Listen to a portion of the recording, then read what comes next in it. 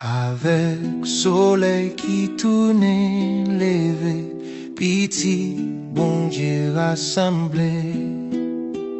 Papa, nous yon l'autre journée, vini, dis merci bon Dieu. Lecture du livre d'Isaïe. Dieu, mon Seigneur, m'a donné le langage d'un homme qui se laisse instruire pour que je sache à mon tour réconforter celui qui n'en peut plus. La parole me réveille chaque matin. Chaque matin, elle me réveille pour que j'écoute comme celui qui se laisse instruire.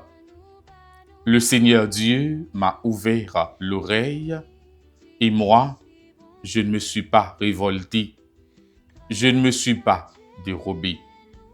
J'ai présenté mon dos à ceux qui me frappaient et mes joues à ceux qui m'arrachaient la barbe. Je n'ai pas protégé mon visage des outrages et des crachats.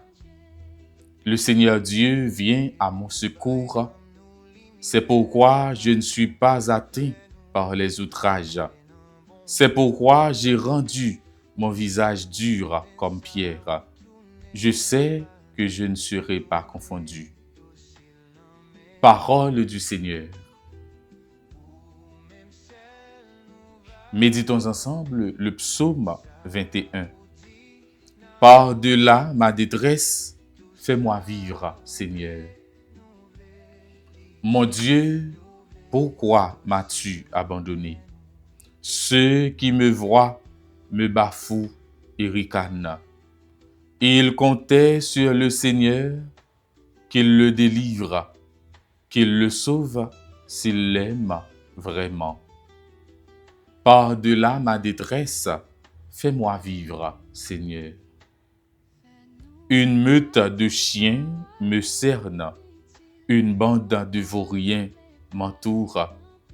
Ils me percent les mains et les pieds, je peux compter tous mes os. Par-delà ma détresse, fais-moi vivre, Seigneur. Ils partagent entre eux mes habits et tirent au sort mon vêtement. Mais toi, Seigneur, ne reste pas loin. Ô ma force, viens vite à mon aide.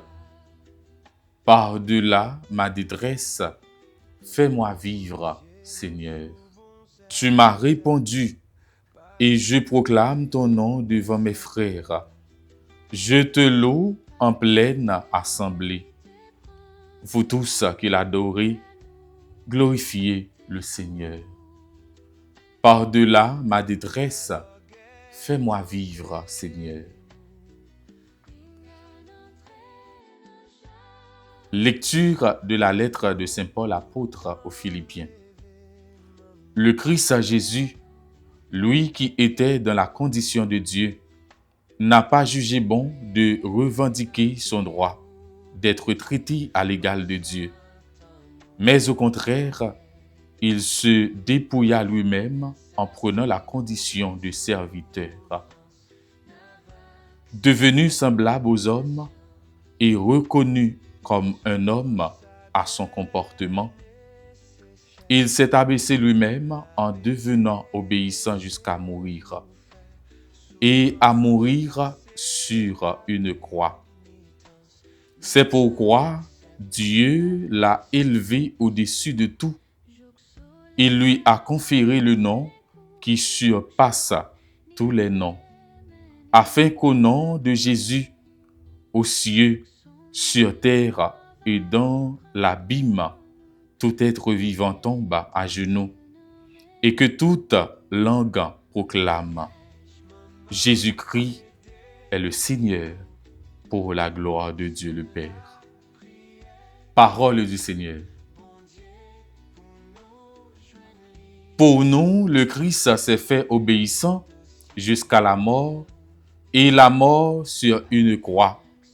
Voilà pourquoi Dieu l'a élevé souverainement et lui a donné le nom qui est au-dessus de tout nom.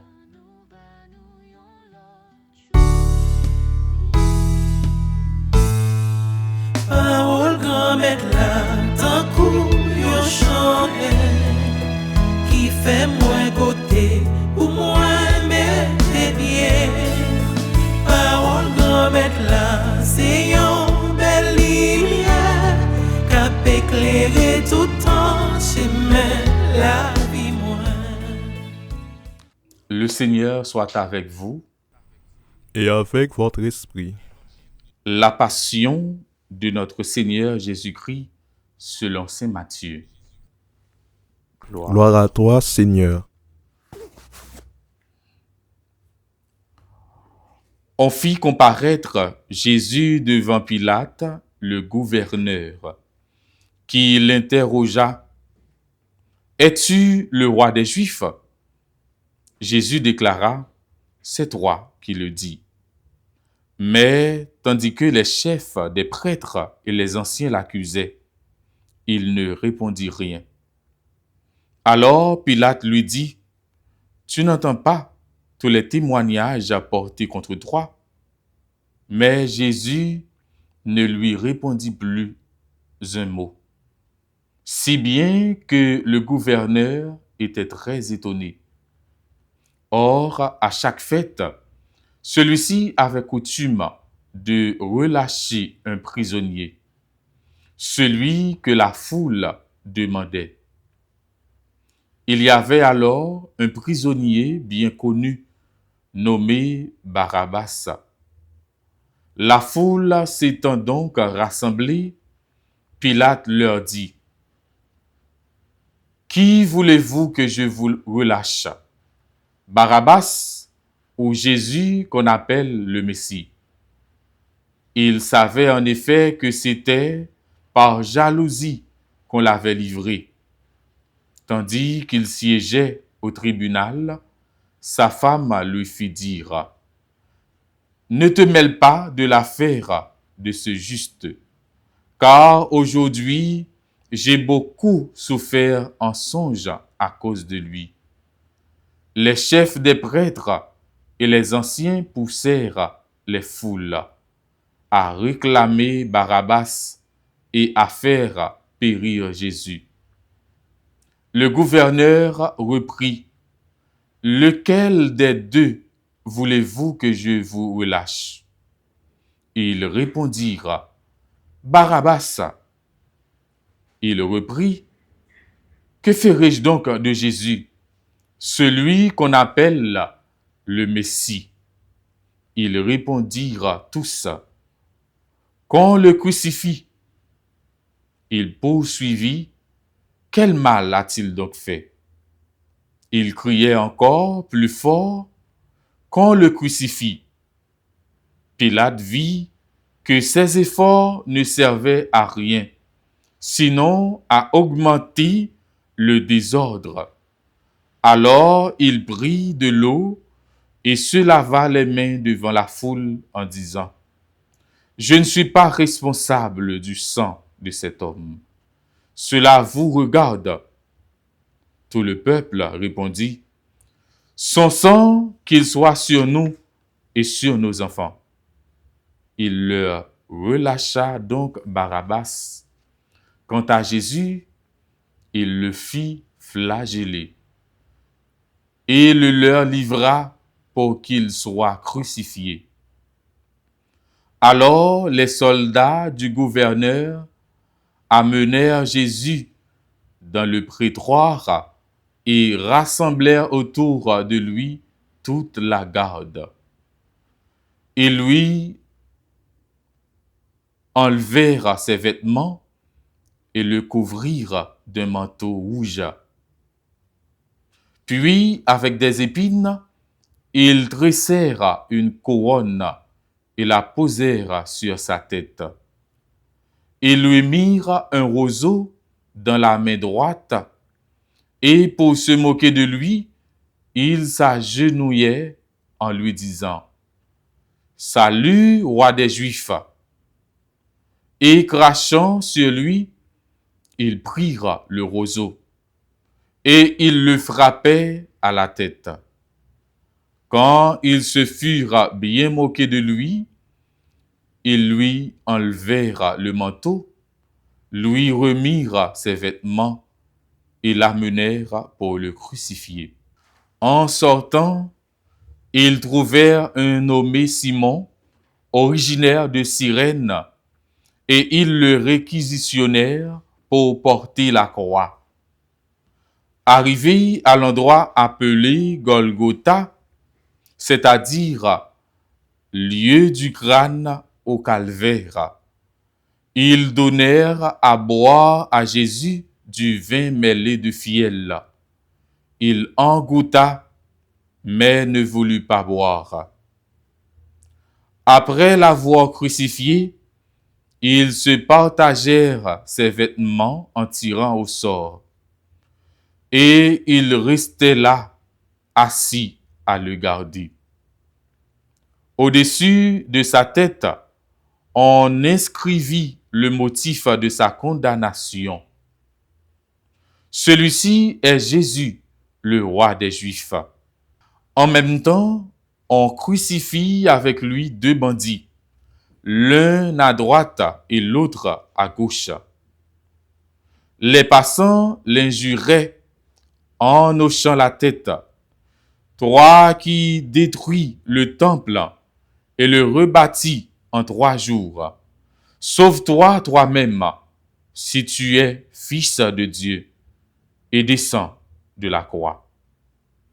De même, les chefs des prêtres se moquaient de lui avec les scribes et les anciens en disant: il en a sauvé d'autres et il ne peut pas se sauver lui-même. C'est le roi d'Israël. Qu'il descende maintenant de la croix et nous croirons en lui. Il a mis sa confiance en Dieu. Que Dieu le délivre maintenant s'il l'aime. Car il a dit: je suis le Fils de Dieu. Les bandits crucifiés avec lui l'insultaient de la même manière. À partir de midi, l'obscurité se fit sur toute la terre jusqu'à 3 heures. Vers 3 heures, Jésus cria d'une voix forte: Élie, Élie, lama sabachthani. Ce qui veut dire: mon Dieu, pourquoi m'as-tu abandonné? Quelques-uns de ceux qui étaient là disaient en l'entendant: le voilà qui appelle le prophète Élie. Aussitôt, l'un d'eux courut prendre une éponge qu'il trempa dans une boisson vinaigrée. Il la mit au bout d'un roseau et il lui donnait à boire.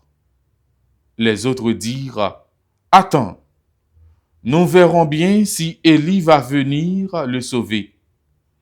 Mais Jésus, poussant de nouveau un grand cri, rendit l'esprit. Et voici que le rideau du temple se déchira en deux, du haut en bas. La terre trembla et les rochers se fendirent. Les tombeaux s'ouvrirent. Les corps de nombreux saints qui étaient morts ressuscitèrent. Et sortant des tombeaux, après la résurrection de Jésus, ils entrèrent dans la ville sainte et se montrèrent à un grand nombre de gens. À la vue du tremblement de terre et de tous ces événements, le centurion et ceux qui, avec lui, gardaient Jésus, furent saisis d'une grande frayeur et dirent: vraiment, celui-ci était le Fils de Dieu. Acclamons la parole de Dieu. Louange à toi, Seigneur Jésus. Bon dimanche de la Passion à vous tous. Avec soleil qui tourne levé, petit bon Dieu rassemblé,